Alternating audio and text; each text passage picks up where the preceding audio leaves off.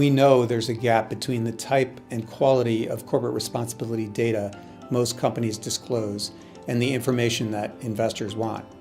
Bridging this gap is one of our top priorities at GRI because this divide stands in the way of efforts to align capital with sustainable business practices. I think for us, the biggest tipping point in this industry, really, that data quality and data maturity has to change. And I think the most important work at the moment is really engaging with corporates, regulators and exchanges to try to find a common way how they can disclose data better. Companies need to be clear about which ESG issues are most material to them, and they should also be clear about their own impacts on society and the environment. Investors need both buckets of information to make informed choices. A lot of information is still outdated. Secondly, there is a lot of attention to themes such as climate change, which is a good thing, but on other topics such as human rights, labor rights, well, there's still a lot of work to be done to get the dialogue between investors and companies going.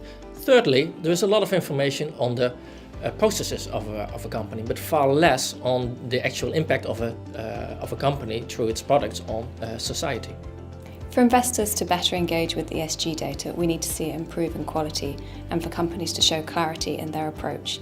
Too often we see ESG data as patchy and this disclosure tends towards boilerplate, so it's not clear to investors how they're going to be able to use the information. Corporate sustainability reporting needs to become more comparable, concise, consistent, and current, so that companies move from merely disclosing information about the past and towards scenario analysis and forecasting the future. We fundamentally have to agree on what matters to businesses and investors to make better decisions, and that should be the same things that matter to the people being affected.